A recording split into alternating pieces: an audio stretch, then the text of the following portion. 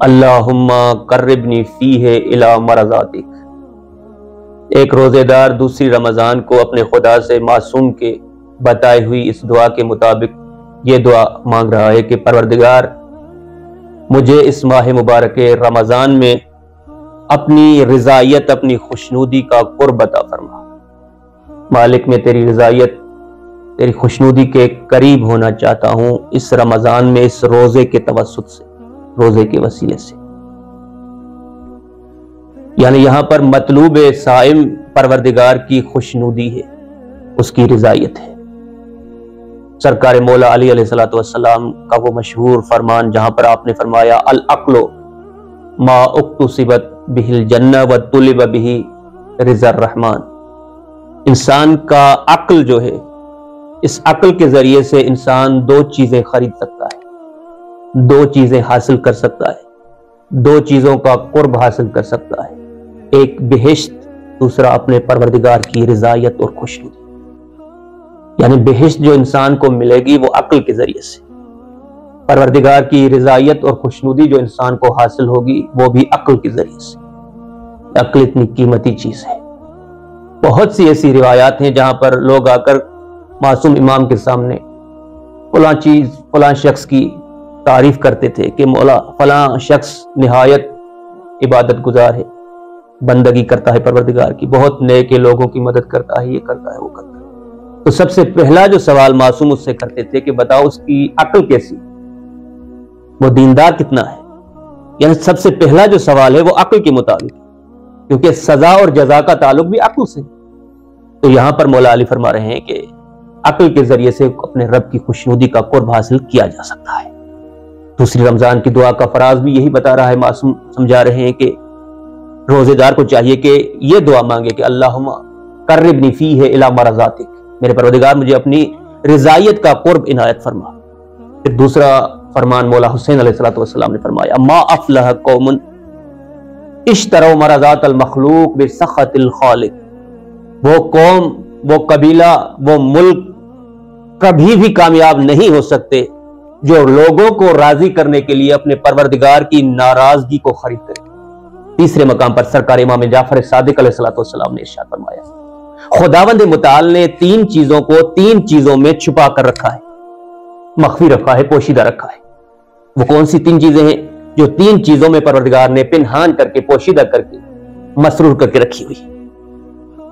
سامعین محترم، امام نے فرمایا کہ خداوند متعال نے اپنی خوشنودی کو، اپنی رضایت کو اپنی اطاعت میں، نیک اعمال میں، مستحب و واجب اعمال میں پوشیدہ کر کے رکھا ہوا ہے۔ لہذا خبردار کسی نیک عمل کو ہلکا مت لینا، بے اہمیت مت سمجھنا، کیونکہ جس عمل کو، جس نیکی کو تم یہ سمجھ کر اس سے منہ موڑ لو کہ اس کا تو کوئی ویلیو نہیں، ہو سکتا ہے پروردگار کی خوشنودی اسی نیکی میں، اسی چھوٹے عمل میں ہو۔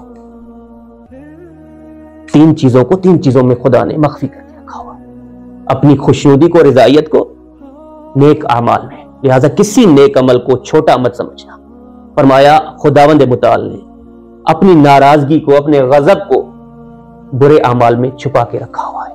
لہذا کسی برے عمل کو، کسی غیر اخلاقی عمل کو چھوٹا مت سمجھنا کہ یہ تو چھوٹی بات ہے، میں غیبت کر رہا ہوں کسی کی، یہ تو ہر کوئی کرتا ہے، جھوٹ تو ہر کوئی بولتا ہے، رشوت تو ہر کوئی لیتا ہے۔ کسی برے عمل کو، کسی غیر اخلاقی، غیر شرعی عمل کو چھوٹا مت سمجھنا، کیونکہ ہو سکتا ہے جسے تم چھوٹا، ہلکا، بے اہمیت سمجھ کر انجام دو، اسی میں پروردگار کا غضب، اسی میں پروردگار کی ناراضگی ہو۔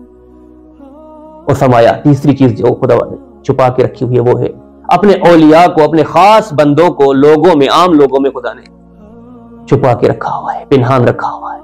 اس لیے خبردار کسی انسان کے لباس سے، اس کے رنگ سے، اس کی چال و چلن سے، اس کے ظاہری حلیے سے اسے جج نہیں کیا جا سکتا۔ خبردار کسی کے لباس کی وجہ سے، کسی کی صورت کی وجہ سے اس کی بے عزتی، اس کی تحقیر مت کرنا، اس کی حتم حرمت مت کرنا، کیونکہ ہو سکتا ہے جس کی تم آج بے عزتی کر رہے ہو لباس کی وجہ سے، اس کے حلیے، ظاہری حلیے کی وجہ سے، ہو سکتا ہے کہ وہی پروردگار کا ولی ہو سکتا ہے وہی پروردگار کا خاص بندہ ہو۔ تو تین چیزوں کو خدا نے تین چیزوں میں پنہان کر کے رکھا ہوا ہے۔ اب یہاں پر سوال ہوتا ہے کہ جب رمضان میں ایک روزے دار اپنے رب سے یہ دعا مانگتا ہے کہ مالک مجھے اپنی رضایت کا قرب عطا فرما، ایک میزان ہونا چاہیے، ایک معیار ہونا چاہیے، ایک ترازو ہونا چاہیے جس میں انسان تول سکے کہ فلاں شخص سے خدا راضی ہے، فلاں سے راضی نہیں۔ وہ میزان کون سا ہے؟ روایات میں بہت سی چیزوں کو میزان قرار دیا گیا ہے خدا کی خوشنودی کا۔ میں 3 کی طرف آپ کی توجہ چاہتا ہوں، 3 چیزیں جو پروردگار کی خوشنودی کو پرکھنے کا میزان ہے۔ یعنی وہ 3 چیزیں اگر کسی میں ہوں تو آپ یہ جج کر سکتے ہیں، آپ یہ فیصلہ کر سکتے ہیں کہ پروردگار اس سے راضی ہے، اس سے خوشنود ہے۔ اگر تم یہ دیکھنا چاہتے ہو کہ تمہارا رب تم سے راضی ہے یا نہیں، تو تم اپنے دل میں، اپنے وجود میں جھانک کر دیکھو کہ آیا تم اپنے رب سے راضی ہو یا نہیں۔ کتنا بہترین میزان دیا امام، سب سے آسان میزان یہ تولنے کے لیے کہ خدا تم سے راضی ہے یا نہیں۔ تنہائی میں بیٹھ کر، اکیلائی میں بیٹھ کر تھوڑی دیر کے لیے یہ سوچو کہ آیا تم اپنے رب سے راضی ہو؟ خدا نے جو تمہیں وجود دیا ہے، اگر فقر ہو، دولت ہو، بیماری ہو، تندرستی ہو، خوبصورتی ہو، بدصورتی ہو، کیا ہر حال میں الحمدللہ علی ای حال، کیا ہر حال میں تم اپنے رب کا حمد و ثنا، اس کا شکریہ ادا کرتے؟ کیا ہر حال میں تنگ دستی ہو یا فقر ہو، دولت ہو، جو بھی حالت ہو، جو بھی کیفیت ہو، کیا ہر حال میں تم اپنے رب سے خوشنود ہو، اس سے راضی ہو؟ اگر تم ہر حال میں اپنے رب سے راضی ہو تو یاد رکھو تمہارا رب بھی تم سے راضی ہے۔ امام صادق کی وہ حدیث جہاں پر فرمایا من رضی عن اللہ بالقلیل من الرزق رضی اللہ عنہ بالقلیل من العمل۔ کتنی خوبصورت حدیث ہے یہ، توجہ سے آپ سماعت فرمائیں۔ مولا فرما رہے ہیں کہ ہر وہ انسان جو اپنے رب سے تھوڑے سے رزق پر، تھوڑی سی روزی پر راضی رہے، خدا بھی ایسے انسان کے تھوڑے سے عمل سے راضی ہو جاتا ہے۔ یعنی ہر انسان، ہر مومن اگر پروردگار کی تقدیر پر، اس کی تقدیر شدہ مقدر پر راضی ہو، خوشنود ہو، تو خدا بھی ایسے بندے کے تھوڑے سے عمل پر راضی ہو جاتا ہے۔ یہ پہلا میزان ہے خدا کی رضایت کو پرکھنے کا، کہ خدا کس سے راضی ہے، کس سے راضی نہیں۔ دوسرا میزان یہ بیان کیا کہ خدا کی رضایت، خدا کی خوشنودی اپنے وقت کے امام، معصوم امام، منسوب من اللہ امام کی معرفت اور اس کی اطاعت میں خدا نے رکھا ہے۔ اپنے وقت کے امام کی پہلے معرفت حاصل کرو۔ ہو ہی نہیں سکتا سامعین، ہو ہی نہیں سکتا کہ ہمیں اپنے وقت کے امام کی معرفت ہو اور ہم خود کو اپنے امام کے رنگ میں نہ رنگ لیں، اپنے امام کی اطاعت نہ کریں، اس کے اخلاق سے متخلق نہ ہو۔ یہ ہو ہی نہیں سکتا۔ میں آپ سے پوچھتا ہوں کہ سلمان فارسی کو کیا مولا علی کی معرفت تھی یا نہیں تھی؟ ایمان کے 10ویں درجے پر تھا سلمان، 9ویں درجے پر تھا عمار۔ کیا ان کو علی کی معرفت حاصل تھی یا نہیں تھی؟ کیا یہ علی کے اطاعت گزار تھے یا نہیں تھے؟ ان سے بڑا علی کا اطاعت گزار کون ہوگا؟ کیونکہ انسان کو جب معرفت معصوم حاصل ہو جائے تو ہو ہی نہیں سکتا کہ وہ معصوم کی اطاعت نہ کرے، اس کے امر و نہی پر عمل نہ کرے۔ ہم کیوں علی مولا کے، حسین مولا کے، اپنے وقت کے امام کی اطاعت گزاری میں زندگی نہیں گزارتے؟ کیوں ان کی مخالفت کرتے ہیں؟ کیونکہ در حقیقت ہم نے انہیں درک ہی نہیں کیا، ہمیں اپنے وقت کے امام کی معرفت ہی حاصل نہیں۔ جس دن وہ معرفت حاصل ہو گئی، جس دن ہم گامزن ہو گئے اس راہ پر کہ ہمیں اپنے وقت کے امام کی معرفت حاصل کرنی ہے، وہ واجب طاعت ہے، مفروض طاعت ہے۔ امام کے حرکات و سکنات سے، امام کی گفتار سے، امام کے عمل سے دین بنتا ہے۔ جس دن ہمیں یہ باور ہو گیا، یقین ہو گیا، تو ہم اپنے امام کے نقش قدم پر چلنا شروع کر دیں گے۔ تو یہ 2 میزان ہو گئے اپنے خدا کی رضایت کو حاصل کرنے کے لیے۔ تیسرا میزان یہ فرمایا کہ پروردگار کی رضایت اور خوشنودی تمہارے ماں باپ کی رضایت میں خدا نے رکھی۔ اگر تم یہ دیکھنا چاہتے ہو کہ تم سے خدا راضی ہے تو یہ دیکھو کہ تمہارے ماں باپ تم سے راضی ہیں یا نہیں۔ تم نے انہیں راضی کیا ہے؟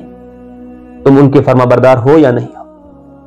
انسان کتنی ہی عبادات کیوں نہ کرے، کتنا ہی متقی کیوں نہ ہو، لیکن اگر وہ اپنے والدین کے ساتھ بد اخلاقی کرتا ہے، انہیں گالی گلوچ دیتا ہے، خدا گواہ ہے، رسول خدا سے لے کر آخری امام تک سب نے بار بار اس امر کی جانب اشارہ کیا کہ ایسے انسان کی جو اپنے والدین کا نافرمان ہے، انہیں اذیت و آزار پہنچاتا ہے، خدا کوئی ان کی عبادت قبول نہیں، ان کی پرستش، ان کی بندگی، ان کی اطاعت خدا کی بارگاہ میں قابل قبول نہیں۔ لیکن یہاں پر ایک نقطہ میں آپ کے سامنے بیان کروں، ایک کلیہ آپ کے سامنے رکھوں۔ معصوم نے فرمایا لا طاعت لمخلوق فی معصیت الخالق۔ کسی مخلوق کی تب تک اطاعت آپ پر ضروری ہے، تب تک آپ اس کی حکم کو، اس کے فرمان کو بجا لا سکتے ہیں جب تک اب تمہارے خدا کی، تمہارے رب کی نافرمانی نہ ہوتی. یعنی جہاں خدا کی نافرمانی کا سلسلہ شروع ہو وہاں بندوں کی اطاعت کا دائرہ ختم ہو جاتا ہے. آپ کے ماں باپ ہیں، اگر آپ کو خدا کی نافرمانی، خدا کی معصیت، کسی گناہ کا حکم دے تو یہاں پر ان کی اطاعت ختم ہوتی ہے، لیکن ادب و احترام ختم نہیں ہوتا. آپ ان کا احترام کریں، لیکن یہ کہیں کہ یہاں پر میرے خدا کی، اگر آپ کے والدین مثلا آپ سے کہیں کہ جا کر جھوٹ بولو تو یہاں پر ان کی اطاعت کا دائرہ ختم ہے. یہاں پر آپ ان کا حکم نہیں مان سکتے. اگر آپ ان کا حکم مانتے ہیں تو خدا کی نافرمانی ہوتی. اگر آپ کے ماں باپ کہیں جا کے چوری کرو یا کہ فلاں کام کرو جو خدا کی رضایت کے خلاف ہے تو یہاں پر ان کی اطاعت کا دائرہ ختم ہو جاتا ہے.